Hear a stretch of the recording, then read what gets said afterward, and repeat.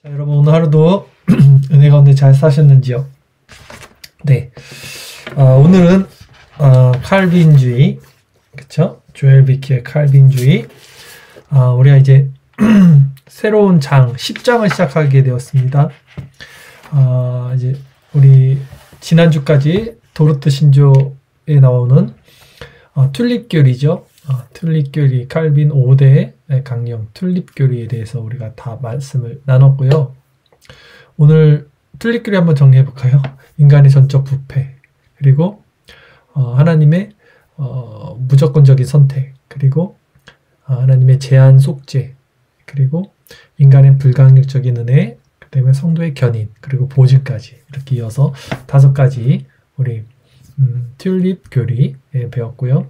오늘부터는 이제 솔라라는 말 들어봤죠? 솔로스, 라틴어로 해서 5가지 솔라, 5가지 오직이라는 뜻입니다. 그래서 오솔라라고도 하죠. 이 오솔라에 대해서 나눠보도록 할 거예요. 그래서 제가 5주 동안 5가지 솔라 뭐가 있었죠? 오직 말씀, 그리고 오직 은혜, 그리고 오직 믿음, 그리고 오직 그리스도, 마지막 오직 하나님께 영광이라는 이제 종교개혁이 시작됐던 어떤 기치, 슬로건이었죠. 튤립 교리는 그 후에 생긴 거예요. 1700년도에 와서 칼빈의 5대 교리가 생긴 거고, 이 오솔라 같은 경우는 이제 1500년, 1400년, 1500년 이 사이에서 이제 생겨난 거죠. 종교개혁이 일어났을 때. 그래서 오늘은 이제 오솔라에 대해서 오늘부터 배울 겁니다. 다시 한번 제대로. 그래서 첫 번째 시간이니까 오늘은 오직 말씀, 그래서 솔라 스크립투라, 라틴어로 솔라 스크립투라에 대해서 말씀을 배우도록 할게요. 자, 우리 성경 책 조엘 비키 칼빈주의는 239페이지고요. 제가 한번 책을 한번 읽어보도록 하겠습니다. 자, 개신교의 5가지 슬로건 또는 함성어로 말하는데 뭐가 있었냐면 지금 말씀드린 오직 성경, 솔라 스크립투라, 그 다음에 오직 은혜, 솔라 그라티아, 이게 라틴어에다, 그 다음에 오직 믿음, 솔라 피데, 그리고 오직 그리스도, 솔라 크리스투스, 그리고 오직 하나님께 영광, 솔리데오 글로리아. 네, 이거 이제 오솔라라고 합니다. 이 칼빈주의적 교리 기초는 이 5가지 종교 개혁의 슬로건으로 요약될 수 있습니다. 이제 이 5가지 슬로건의 뜻과 그 안에 내포되어 있는 의미를 살펴보겠습니다. 오늘은 그래서 솔라 스크립투라, 오직 말씀, 오직 성경, 솔라 스크립투라에 대해서 말씀을 나누도록 하겠습니다. 자, 중세시대에 500년부터 1500년 사이를 우리가 중세시대라고 하는데, 중세시대가 이제 끝나는 시점 1500년 이후에 이제 루터와 칼빈을 위시해서 종교개혁이 일어났는데, 그 종교개혁자들이 일어나기 전에 이미 움직임이 있었어요. 그래서 우리가 흔히들 종교개혁의 새벽별이라고도 했던 존 위클리프나 이안 호스 이런 분들이 이제 루터와 칼빈의 어떤 전조, 그 전에 종교개혁의 기치를 든 종교개혁의 새벽별 같은 자들인데, 이제 그들에 대한 이야기입니다.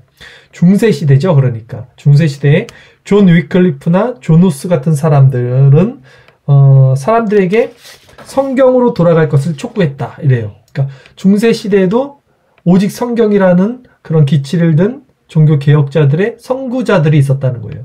대표적으로 존 위클리프나 존 후스 같은 사람.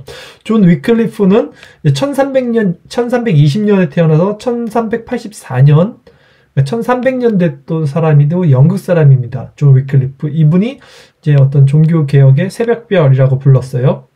그리고 이제 존 후스는 조금 더 시간이 지나서 1372년에 태어나서 1415년까지, 1400년도 초까지 살았던 사람이고, 이분은 이제 보헤미아라고 불렀죠. 지금은 이제 체코가 됐는데, 체코의 전신이었던 보헤미아 왕국. 그래서 보헤미아 랩소디라는 노래 있잖아요. 비틀즈. 이제 그게 체코, 지금의 체코를 말하는 거예요. 이 보헤미아 왕국, 그 사람이 보헤미아 사람인데, 이렇게 연결이 되는 겁니까? 존 위클리프, 그 다음에 조누스라고도 하고 야누스라고 돼요. 이 야누스 그리고 이제 루터로 넘어가는 거예요. 이 종교 개혁의 기치들이. 그래서 이들이 중세도 성경으로 돌아갈 것을 촉구했다는 겁니다. 적대적인 교회 인사들의 도전을 받을 때마다 후스는 이 야누스 계속해서 그들에게 대답했어요. 어떻게 대답했냐면 그 근거를 성경에서 찾아보라. 예. 부패한 로마 카톨릭이 자기 마음대로 주먹구구식으로 신학을 이렇게 난도질할 때 그 근거를 성경에서 찾아보라 라고 야누스가 말을 했답니다. 그러면 내가 회개하고 내 입장을 철회하겠다. 야누스는 이렇게 말했대요. 성경에서 근거를 찾으면 나는 내 입장을 철회하겠다. 이 야누스는 오직 성경에 대한 헌신으로 자신의 생명을 희생했어요. 이분이 화형에 처했다고 제가 알고 있어요. 화형을 당했다 이렇게 알고 있고요. 이러한 원리로 인해 그는 교황주의, 교황의 권위가 가장 크다는 원리, 이게 바로 그 중세시대 로만 카톨릭의 그 신학이었죠. 그리고 사제주의, 최상의 권위가 교회 전통과 성직자 그룹 안에 있다는 원리, 그렇죠? 이 사상들을 공격했어요. 종교 개혁자들은 몇 가지 방식으로 이제 그 성경에 대한 이런 존 위클리프 그리고 야누스 이런 분들의 주장을 이제 발전시킨 겁니다. 자, 종교개혁자들, 이제 루터를 위시한 종교개혁자들은 이제 그 조상들, 그 선조들의 그 기치를 받아서 모든 것을 오직 성경의 기준으로 판단해야 한다고 주장했어요. 오직 성경. 자, 오늘 오직 성경에 대해서 배우는 겁니다. 그래서 그들은 성경이 교회 법칙이라고 믿었습니다. 어떤 사제의 전통이나 어떤 교황의 권위가 아니라 성경 말씀 자체가 교회의 질서이고 권위이다, 법칙이다 이렇게 말한 거예요. 종교개혁자들이. 왜냐하면 성경은 하나님의 말씀이며 하나님의 음성이기 때문이었어요. 그러므로 성경의 권위는 절대적이었죠. 그것은 2차적이거나 파생적이지 않다는 것입니다. 존 칼빈은 성경은 하나님께서 주신 말씀이기 때문에 하나님만큼 권위적이다 라고 말했어요. 그러니까 성경이 하나님만큼 권위적이다. 굉장히 성경을 높이 말한 거예요. 칼빈이. 그리스도인은 반드시 이 성경을 의지하며 성경의 약속들의 지배를 받아야 한다. 성경의 지배를 받아야 된다는 거예요. 근데 구체적으로 어떤 지배요? 성경의 약속. 성경의 약속이 뭡니까? 언약이죠. 그러니까 하나님의 언약의 지배를 받는 것이 신자다라는 거예요. 그리고 교회는 반드시 전체적으로 이 성경의 권위에 복종해야 합니다. 실상 다른 모든 종류의 권위들, 즉 교황권 이런 것들, 그다음에 그런 어떤 권위, 교리적 권위, 민간적 권위들은 반드시 성경에 종속되어야 하는 거예요. 성경이 항상 위다라는 것입니다. 이처럼 칼빈주의자들은 모든 성경이 하나님의 말씀임을 믿으며 성경에 복종하기 위해서 분투하는 사람들이. 예. 칼빈주의자는 우리가 성경을 판단할 수 없으며 성경이 우리를 판단해야 한다고 믿습니다. 이 말이 중요해요. 다시 한번, 칼빈주의자는 우리가 성경을 판단할 수 없으며, 우리가 성경을 판단하는 게 아니에요. 우리가 성경을 해석하는 게 아니라 성경이 우리를 판단하는 거예요. 이게 신본주의입니다. 근데 사람들은 어떻게 합니까? 우리가 기준이 돼서 우리 생각의 기준으로 성경을 파헤치고 성경을 변증하고 성경을 해석하려고 하는 게 오늘날 시대사조이자 성경학자들의 어떤 모습이죠. 며칠 전에 어떤 그 온라인상에 그런 어떤 모임이 있었어요. 배틀 같은 모임이 있었는데 거기서도 보면 신본주의와 인본주의 관점이 극명하게 첨예하게 대립하는 것을 알 수 있었는데 많은 이들이 인간의 잣대로 기준으로 논리로 철학으로 성경을 변증하고 이렇게 접근하는 것을 봤습니다. 근데 성경은 그렇게 접근하는 게 아니에요. 지금 말했죠? 칼빈주의자는 우리가 성경을 판단할 수 없으며, 그렇죠? 우리가 판단하는 게 아니라 성경이 우리를 판단하는 거예요. 하나님의 기준, 신본주의의 잣대에서 우리가 판단받는 입장이지 내가 뭘 판단하는 것이 아니라는 것입니다. 자, 계속해서 읽어드릴게요. 개혁자들은, 종교개혁자들은 성경의 철저한 무호성, 오류가 없다. 무호성에 대해서 가르쳤습니다. 성경의 모든 문장과 단어들이 살아계신 하나님의 호흡으로 된 것이기 때문입니다. 1.1획도 오류가 없는 성경은 완전한 하나님의 유기적 영감이라는 거죠. 하나님의 영감으로 쓰여진 거예요. 축자 영감, 한자 한자 다 하나님의 영감으로 쓴 거예요. 그들은 모든 성경은 하나님의 감동으로 된 것으로, 그렇죠? 디모데후서 말씀, 교훈과 책망과 바르게 함과 의로 교육하기에 유익하니 이는 하나님의 사람으로 온전하게 하며 모든 선한 일을 행할 능력을 갖추게 함이라. 성경을 봐야 선한 일을 행할 수 있는 능력을 갖춥니다.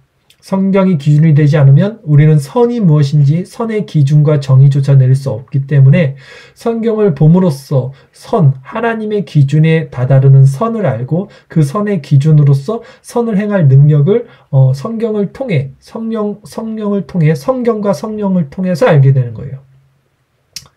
자, 또한 오직 성경만이 하나님의 무오한 말씀이라고 믿었죠. 오류가 없는 말씀.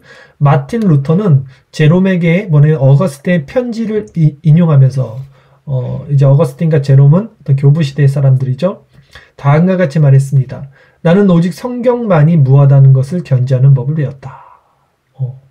성경만이 오류가 없다는 것을 나는 지키는 그 마음의 법을 배웠다는 것입니다. 클레드 클루스턴에 의하면 오직 전적으로 성경이라는 성경에 대한 이러한 견해는 본래 개혁주의적이다. 오직 전적으로 성경, 솔라트라 스크립투라. 오직 전적으로 성경. 전적인 성경이 성경이다. 이것이 개혁주의적이다. 이거예요. 이것이 칼빈주의자로 하여금 오직 성경만이 신자의 양심을 구속할 수 있다는 것을 강조하게 만들었어요. 그러니까 우리 양심도 성경에 비추어서 성경을 기준으로 하여금 비춰질 수 있고 조명될 수 있다라는 것입니다. 성경이 그래서 캐논, 잣대, 기준이라는 거예요. 성경이 없으면 우리는 기준을 세울 수가 없어요. 자, 성경의 자해석과 자증성이라는 것이 있는데요. 자해석은 이제 성경 스스로 해석한다는 것. 자증성은 스스로 증명한다는 것. 그러니까 성경은 스스로가 스스로 해석하고 스스로 증명하는 거니까 아까 말씀드렸죠. 우리가 성경을 해석하고 증명하는 게 아니라 성경이 우리를 판단한다 그랬죠. 그래서 성경의 자해석과 자증성에 대해서 한번 말씀드릴게요. 개혁주의 신학자들은 성경과 성령의 조화를 강조했어요. 성경과 성령의 조화. 이거 한번 어떤 말씀인지 잘 들어보세요. 울리 찌빙글리 있죠? 루터, 칼빈, 찌빙글리 3대 종교개혁자예요. 이 찌빙글리는 교회로 하여금 성경을 해석한다는 것을 인식하게 해주는 성경의 참된 해석자가 성령이라고 말했다. 말이 어려운데 이해 가시나요? 자, 찌빙글리가 성경을 해석한다는 것을 인식하게 해주는 성경의 참된 해석자가 누구냐면 성령이라고 말했다는 거예요. 그러니까 성령을 통해서 우리는 성경을 해석할 수 있다는 거예요.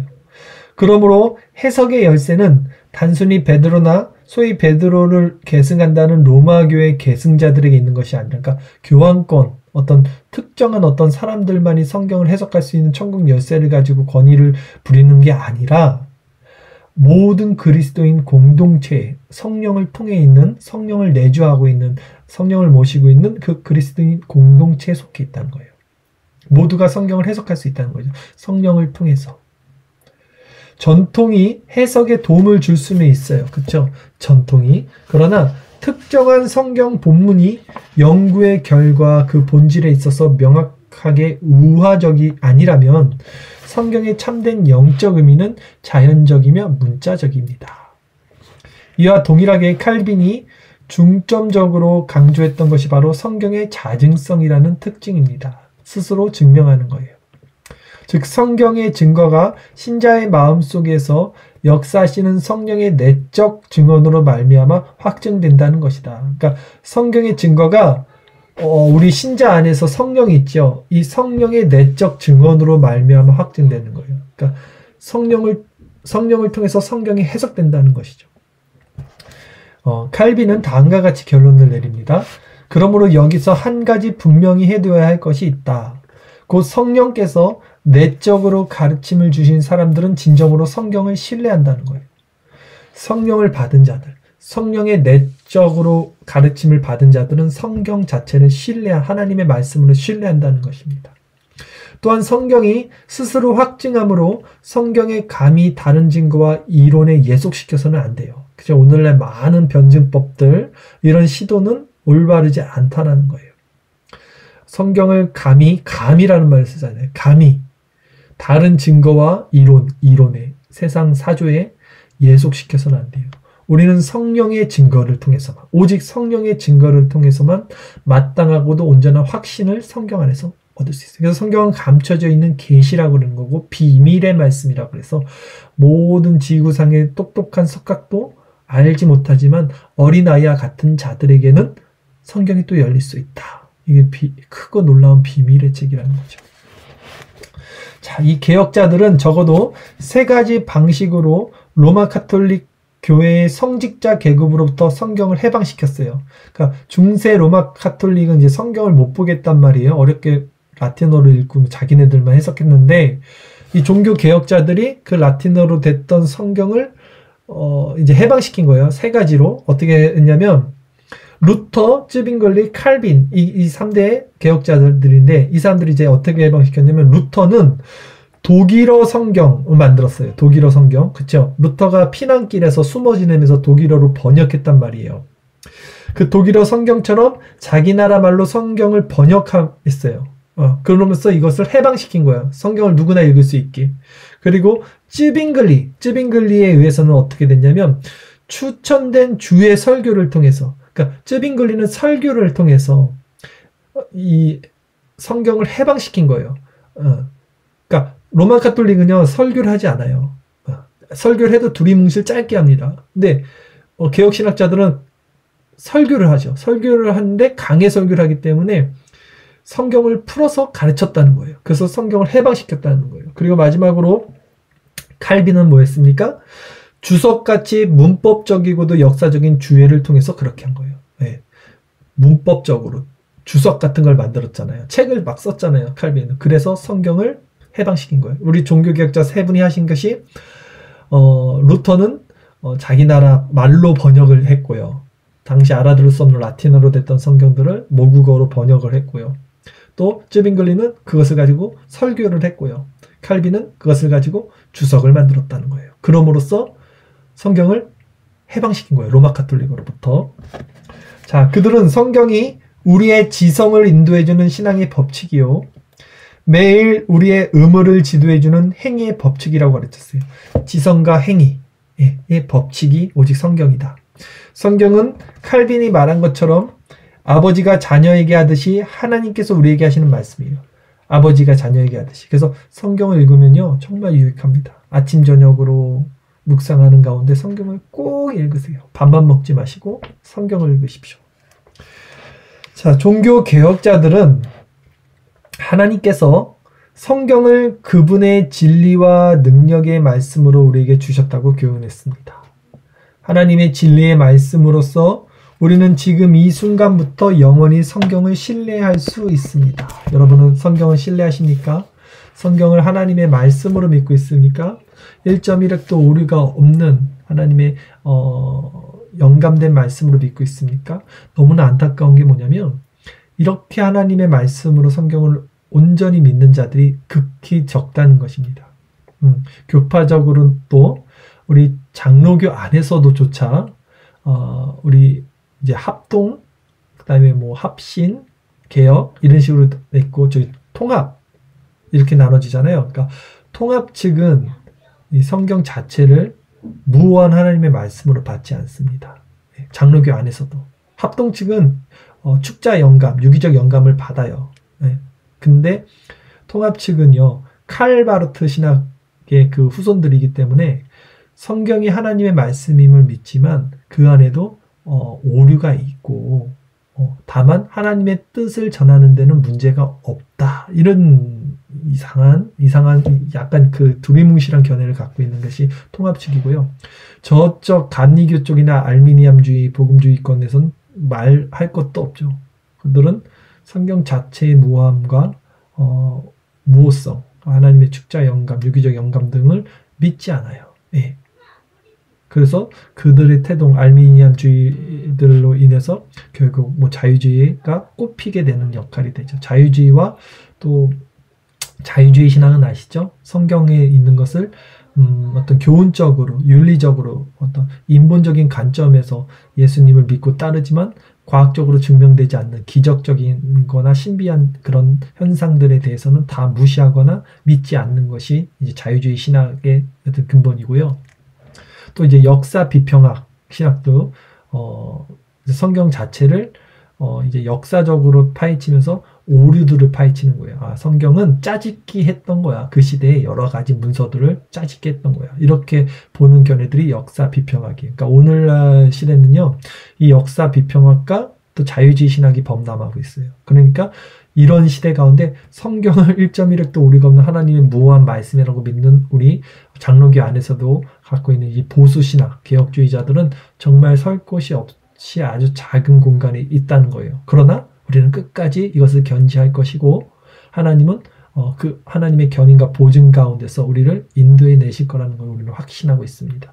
이 관점을 갖고 있는 것이 신본주의예요. 여러분이 지금 어떤 포지션, 어떤 스탠스를 갖고 있는지를 스스로 점검하셔야 되는 거예요. 자, 우리는 지금 이 순간부터 영원히 성경을 신뢰해야 돼요. 그의 능력의 말씀으로써 우리는 하나님의 영께서 성경을 통하여 께서 뭘 기대해야 된다고요?